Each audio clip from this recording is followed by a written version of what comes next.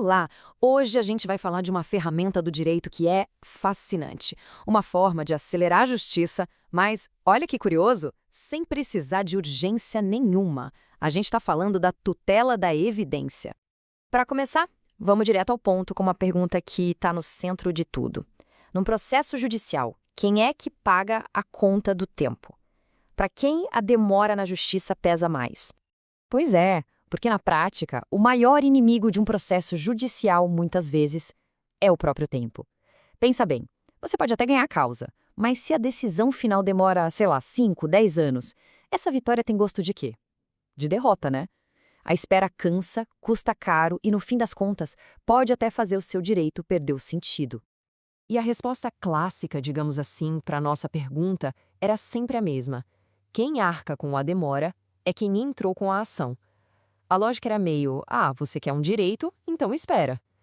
Enquanto isso, a outra parte, muitas vezes com uma defesa bem fraquinha, só ficava ali, se aproveitando do relógio correndo a seu favor. Para tentar resolver isso, o direito sempre teve uma espécie de plano B, sabe? Uma solução de emergência, uma carta na manga para situações críticas. Essa carta é a famosa tutela de urgência. É aquela decisão super rápida que o juiz dá para evitar um estrago maior. O exemplo clássico é o do plano de saúde que nega uma cirurgia de emergência. Não dá para esperar o processo todo acabar, certo? A vida da pessoa está em jogo. A tutela de urgência serve exatamente para isso. Mas para conseguir essa decisão expressa, são necessárias duas coisas, e não pode faltar nenhuma. Primeiro, a probabilidade do direito. Basicamente, sua história tem que fazer sentido, parecer verdade. E segundo, o perigo da demora. Ou seja, você tem que provar que esperar vai te causar um prejuízo sério, às vezes irreparável. Os dois juntos, sempre. Só que o tempo passou e o direito evoluiu. E se eu te dissesse que surgiu uma nova forma de pensar? Uma justiça que pode ser rápida, mesmo sem ter pressa. E se a gente virasse essa chave? E se a urgência, essa pressa toda, não fosse mais o único jeito de conseguir uma decisão rápida? É aqui que a nossa protagonista entra em cena, a tutela da evidência. A lógica dela é outra. A decisão é dada com base na altíssima probabilidade do direito. O foco sai do perigo e vai para a clareza. Ou seja, se o seu direito é óbvio, é cristalino, por que raios você deveria esperar? Olha só esse quadro, ele resume tudo. A probabilidade do direito continua sendo necessária, claro, e até mais forte, mais evidente. Agora, olha a linha de baixo. Perigo da demora, dispensado, não precisa. E isso muda completamente o jogo. A ideia por trás disso é o que a gente chama de redistribuição isonômica do ônus do tempo do processo. Nome complicado, né? Mas a ideia é simples. Se o seu direito é evidente e a defesa do outro lado é, para dizer o mínimo, frágil, o peso do tempo troca de lado. Agora, quem tem que sentar e esperar é quem, ao que tudo indica, está errado. Ok, mas quando que um direito é considerado evidente, assim?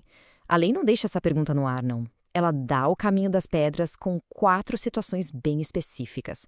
São as 4 chaves de evidência. Vamos lá. A primeira é o abuso de defesa. É quando fica na cara que o réu só tá enrolando, sabe? Apresentando defesa só para gastar tempo. A segunda é uma dupla poderosa. Prova e precedente. Você tem os documentos que provam o que você está dizendo e, além disso, já existe uma decisão de um tribunal superior que diz que você está certo. A terceira é um caso bem específico sobre contrato de depósito, quando você tem o documento provando tudo certinho. E a quarta, talvez a mais usada na prática, é a prova incontestável. Você apresenta uma prova documental tão forte que o réu simplesmente não consegue criar uma dúvida real sobre ela. Tá, mas a pergunta de $1 milhão é: o juiz pode dar essa decisão de cara sem nem ouvir a outra parte? A resposta é: depende. Depende das cartas que cada um tem na mão. Vamos pensar nos casos 2 e 3, aquele da prova com precedente e o do contrato de depósito.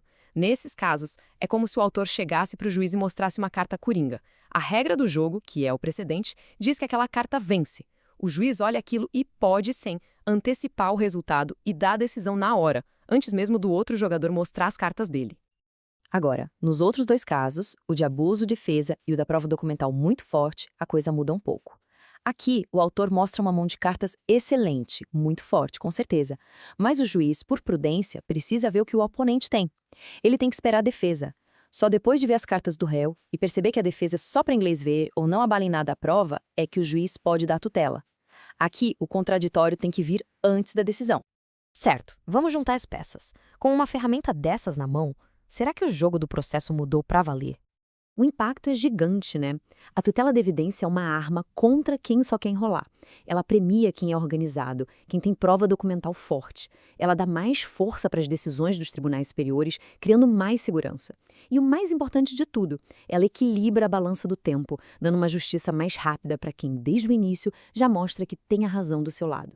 E tudo isso nos leva a uma última reflexão, que é para a gente pensar mesmo.